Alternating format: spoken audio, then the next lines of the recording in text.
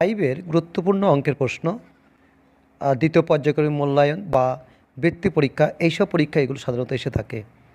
দেখো এক দাগের প্রশ্নটা কী আছে, দেখো এক দাগের ক, বর্গাকার চিত্রে একটি বাহু দৈর্ঘ্য সমান ড্যাশ ভাগ 4, উত্তরটা কী হবে? পরিসীমা। উত্তরটা হবে পরিসীমা। তাহলে এখানে কী হবে? পরিসীমা। তারপর এটা দেখো ক্ষয়ের দাগ, তাহলে খ 1/2, 2/4, 4/8, 19/38, এরা সমতুল্য ভগ্নাংশ না মিশ্র ভগ্নাংশ না অপ্রকৃত ভগ্নাংশ। এখানে দেখবে কাটাকুটি করে দেখবে একটা ভগ্নাংশ পাবে তোমরা 1/2, 1/2, প্রথম যে 1/2 আছে পরেগুলো যদি উপর নিচে কাটাকুটি করো দেখবে তোমরা পাবে 1/2, অর্থাৎ তোমরা বলতে পারো এটা সমতুল্য ভগ্নাংশ। গ বদমাস নিয়মে বি এর অর্থ কী আছে? অগুণ যোগ হস্যইকার কী আছে? হস্যইকার বন্ধনী। তাহলে বি এর অর্থ ব্র্যাকেট বন্ধনী, যেটাকে বলি তোমরা জানো বন্ধনী।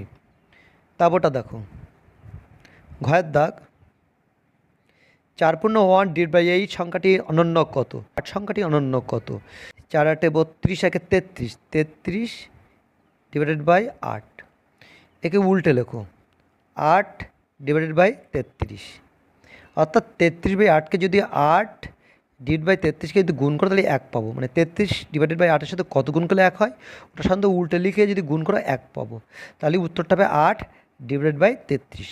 তাহলে উত্তরটা কোনটা হবে তোমরা অবশ্যই বুঝতে পারবে, 8/33।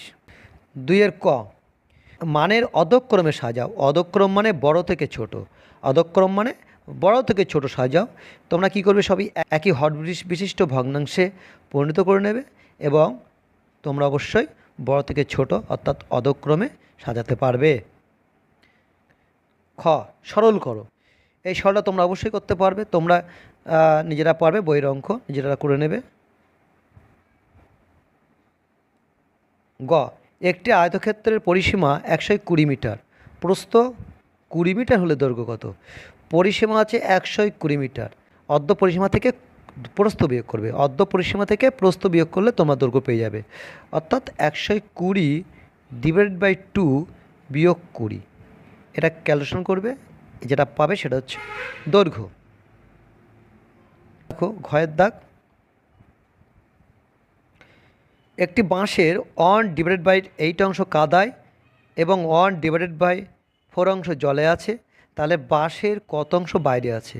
তাহলে কাদায় আছে 1/8 অংশ কাদায় এবং 1/4 অংশ জলে আছে। তাহলে জল এবং কাদায় আছে, তাহলে কী করবে? দুটো যোগ করবে, এ দুটো যোগ করবে। জল আর কাদায় থাকলে যেটা পাবে, জল আর কাদার মধ্যে আছে, এগুলো যোগ করে যেটা পাবে সেটা। তাহলে বাঁশের কত অংশ বাইরে আছে? অর্থাৎ জল এবং কাদার বাইরে আছে, মোট অংশ 1 ধরে নেবে, মোট অংশ 1 ধরে নেবে, অর্থাৎ বাঁশটির মোট অংশ 1। এবার 1 থেকে যোগ করে যেটা পেলে, এই যে যোগ করে মানে 1/8 প্লাস 1/4, এইটা ক্যালকুলেশন করে যেটা পাবে। 3 দাগের ক, এবিসি একটি বর্গাকার বাগান, এই বাগানের সামনে একটি আয়তাকার রাস্তা CDFE একটা রাস্তা আছে, এই রাস্তা দেখতে পাচ্ছ, এই যে রাস্তা, এই রাস্তা আছে। এবি 20 মিটার, এবি অবশ্যই 20 মিটার, এবি হচ্ছে 20 মিটার। ইসি 5 মিটার, ইসি হচ্ছে 5 মিটার, মানে এইটুকু 5 মিটার। রাস্তা বাদে বাগানের ক্ষেত্রফল, তাহলে এটা বাদ দিয়ে দাও, এটা 20 মিটার যদি হয় তাহলে এইটুকু 20 মিটার, এইটুকু 20 মিটার, তাহলে এইটুকুর ক্ষেত্রফল কত হবে? এটা কি আয়তকার রাস্তা, এটা কি একটা আয়তকার রাস্তা, এর ক্ষেত্রফল হবে কত? এটা যদি 20 মিটার হয় অবশ্যই এটা 20 মিটার হবে।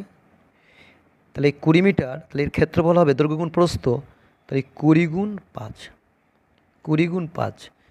আর টোটাল যে বর্গাকার জমি তার ক্ষেত্রফল কি বাহু গুণ বাহু, তাহলে এর একটি বাহুর দৈর্ঘ্য 20 মিটার, তাহলে 20 × 20, 20 × 20, এইটা হচ্ছে বর্গক্ষেত্রের ক্ষেত্রফল। আর এটা হচ্ছে আয়তকার যে রাস্তা আছে তার ক্ষেত্রফল। এখন বলেছে যে রাস্তা বাদে বাগানের ক্ষেত্রফল, তাই দুটো বিয়োগ করতে হবে, বিয়োগ করে যেটা পাবে সেটাই হলো বাগানের ক্ষেত্রফল। তোমরা এই ক্যালকুলেশনটা করবে, নিজেরা পারবে। নেক্সট দেখো, ঝর্ণা 100 টাকা নিয়ে বাজারে গেল, সেখান থেকে 20 টাকা দামের চুড়ি, 10 টাকার বাঁশি এবং 6 টাকা দিয়ে নাগরদোলা চললো। তাহলে কাছে থাকবে কত? তাহলে 100 টাকা নিয়ে গেল বিয়োগ 20 টাকার চুড়ি, 10 টাকার বাঁশি এবং 6 টাকার দিয়ে 6 টাকা দিয়ে নাগরদোলা চললো এবং বাকি টাকা দিয়ে সে 3টে সমান মূল্যে খেলনা কিনলো। এখান থেকে যে টাকাটা পাবে সেই টাকাকে কী করছে ওরা 3 ভাগে সমান ভাগ করে নিয়ে খেলনা কিনছে। তাহলে যেটা পেলে সেখান থেকে 3 দিয়ে ভাগ করবে, তো যেটা পাবে সেটা হলো প্রত্যেকটা খেলনার দাম। এটা নিজেরা করবে।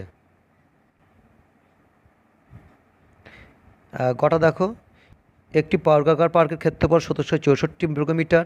ওই পার্কের চারদিকে পাঁচিল দেওয়ার জন্যে প্রতি মিটারে 70 টাকা হিসেবে মোট কত খরচ হবে?